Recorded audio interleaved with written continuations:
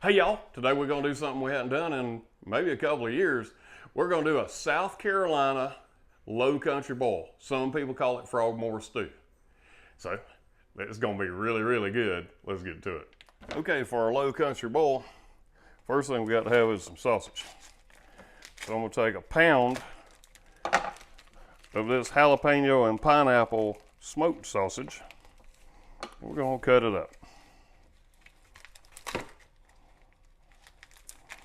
Man, the bag cuts through way easier than the paper.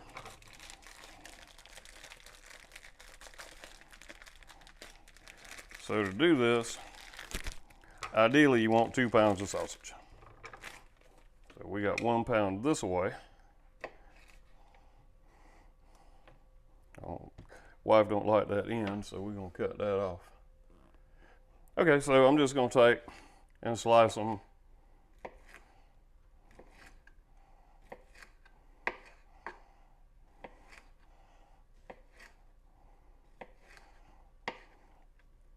You can slice them as thick or thin as you want. This is smoked sausage, it's already cooked. So all we're gonna be doing is putting the seasoning flavor in it. See, I'm cutting them at an angle. Gives us a bigger slice. Get a bowl for those.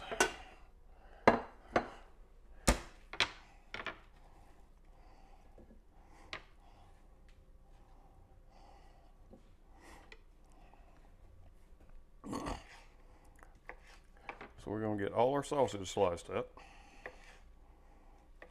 And I've got about 1.5 dozen jumbo headed shrimp and a couple pounds of potatoes. That and some Zatarain's and some Old Bay or some Old Bay or ever how you want to do it. That's all you need. And some water and some heat. You make you a South Carolina style low country boil or frogmore stew. And near as I can tell, depending on what part of South Carolina you're from, that's what determines what you call it. I never tried it this way before, but I do have some other smoked sausage. These are smaller ones. Normally I use these big ones, but I do like sausage in my low country boil. And I do have 2 pounds of shrimp, so we got to match that with 2 pounds of sausage. So let's cut these up. These are just smoked sausage from South Georgia. And I'm slicing these the same way. Put them in my bowl. Cool thing about the sausage, it's already cooked, so I love that. See, I'm getting some little different size slices out of this. And the other, I could see the jalapeno in it. Got it at Kroger a couple weeks ago. I'd never seen it before. They also had some pork and alligator sausage. I bought some of that. Couldn't taste anything tasted anywhere near like alligator in it. All right, I'm gonna finish cutting these up and we'll be right back. All right, so I got my 2 pounds of sausage sliced up. We're gonna set that to the side. We don't need that anymore right now. And I got 3 ears of corn. And what we're gonna do with these ears of corn is we're gonna cut them in half.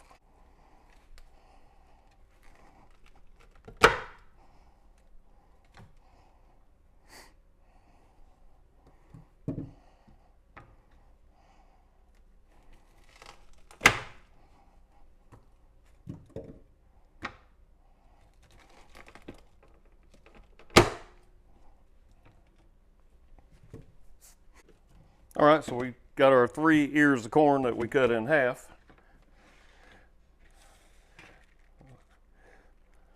I've peeled as much silk off of them as I could get. So there's our corn. We're gonna set it aside. It's going in the pot first.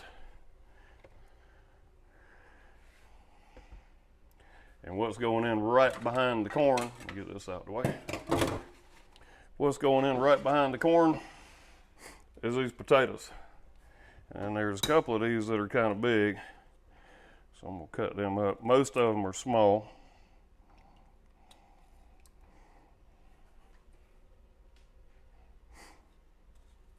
So we don't need to mess with them too much. That takes care of the biggest ones. All right, so that's my potatoes. I'm gonna set them aside. Now the last thing that we need to have this cook is some shrimp. So we have some shrimp. There's some decent sized shrimp. All right, but I'm gonna put the shrimp back in the refrigerator because that's the last thing we're gonna need. All right, let's get everything outside to the pot. Okay, so here's my pot, and it's on my Coleman camp stove. So I'm heating it up. I got a pack of Zatarain's crab boil. I'm gonna throw that in there.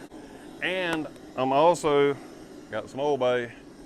I'm gonna throw a little bit of extra Old Bay in there. I'm gonna say probably about 3 tablespoons.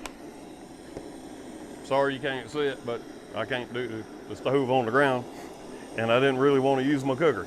So we got that in there. I'll tell you what we're doing next. All right, first let's see how close our water is to boiling.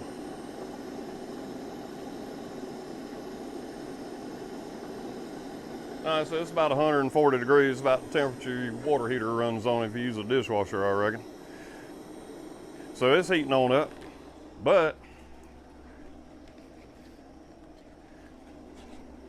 since the corn and the taters are gonna take a while to cook, we're gonna go ahead and put our corn in. And we got 6 of these because we cut 3 ears in half.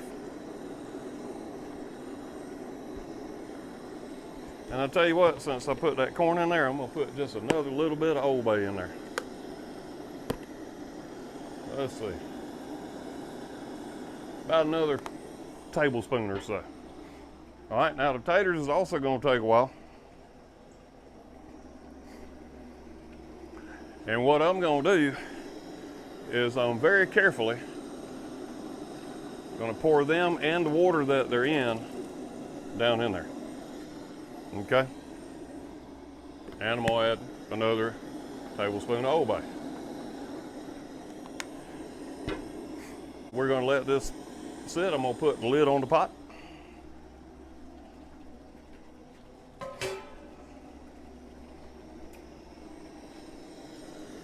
And we're gonna get this thing boiling. All right, let's take a look. All right, there's our little Zatarain's bag. Got our potatoes boiling around. Our corn. And I wish that I had remembered to get a little 5-quart stock pot after my other one died, because this is just way big for what little bit I'm doing. You can see, this is a daggone big old turkey pot. All right, so what I'm gonna do, I brought some tongs out here, and I'm gonna be checking the potatoes and the corn with the tongs when they get soft. Once they get soft, we're pretty much close to done. Very shortly, we're gonna be adding our sausage. And we've been going for about an hour and 15 minutes. So, and I've cut the heat way down. Sorry about the fog. I've cut the heat way down, so we're just simmering now because we don't need a hard boil. All right, so let's go ahead and get the sausage and throw them in. Okay, so I got the sausage.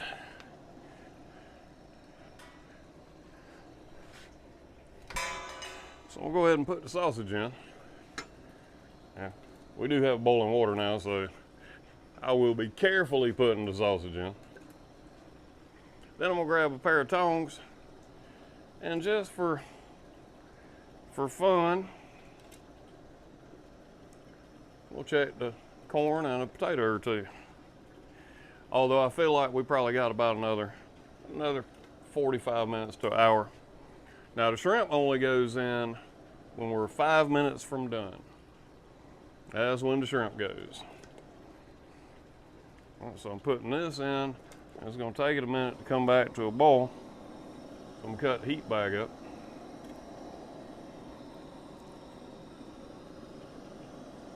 Okay, so we got all that in there. I'm gonna put the lid on. All right, I'm putting my shrimp in. I'm gonna leave the shrimp in for 5 minutes.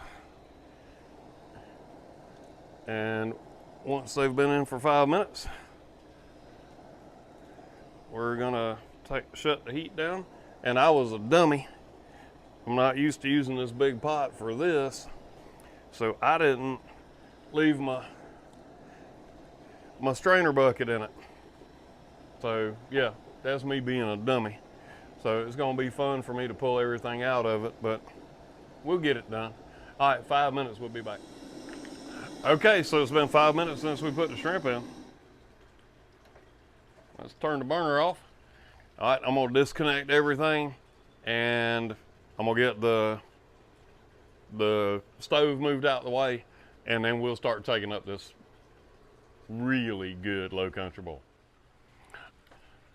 All right, let's start taking this up.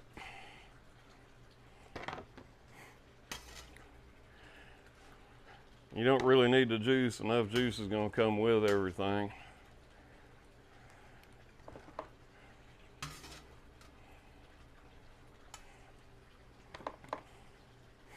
Now I did this for 2 hours, just boiling. It's 2 pounds of shrimp, 2 pounds of sausage. I ended up doing about 2 pounds of taters.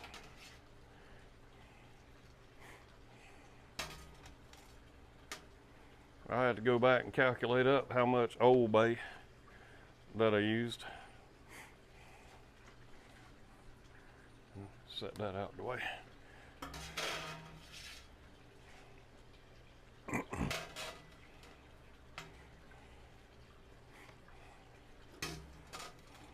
You know what my favorite part of this is? All y'all gonna say shrimp, right? Nope, it's the sausage.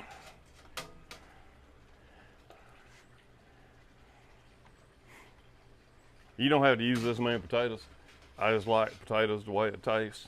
You know, generally I would do 2 pounds of shrimp, 2 pounds of sausage, and 2 pounds of potatoes, and then 6 ears of corn for this size of a cook. I'm gonna let that cool a little bit. I want me a taste of that sausage, but I'm gonna wait.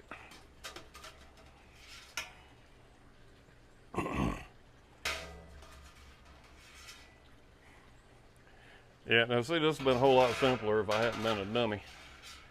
And if I'd have put my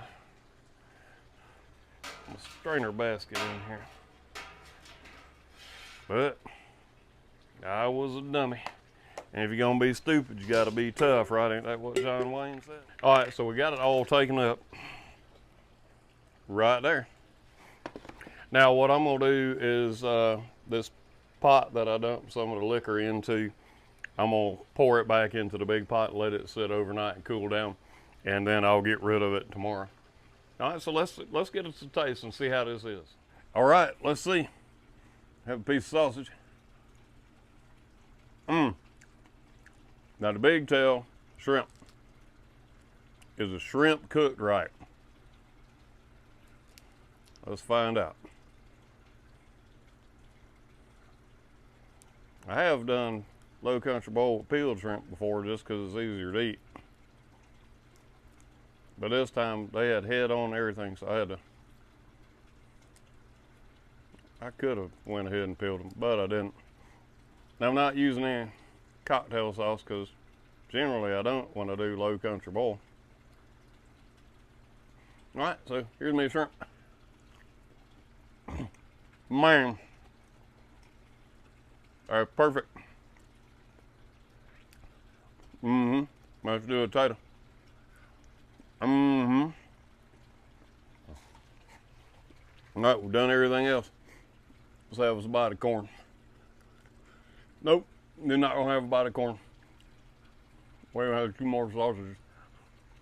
That daggone corn's hot. Man, that is one good low country boil.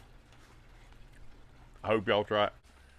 All right, y'all, that does it for my South Carolina low country boil, or like some people say, frogmore stew. It's good.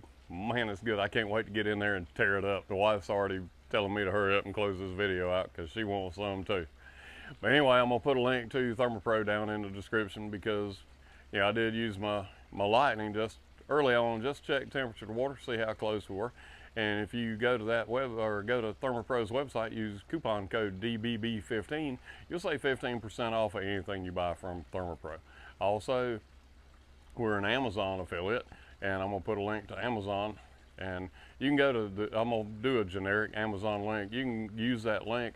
You can go find anything that I've used here. You can find my Coleman stove, anything. Rather than me just set a link, just use that link, go find whatever you want, and you will be helping out the channel. Also, I'm gonna put the recipe for this low country boil down in the description. And man, it's good. It's easy. It's 2 hours. And you can ramp the recipe up or down depending on how many people you're trying to feed. It's a great summertime deal, especially if you got a lot of people. I have a hard time dialing it down for just me and the wife. Anyway, until next time I see y'all at the grill, y'all keep on grilling.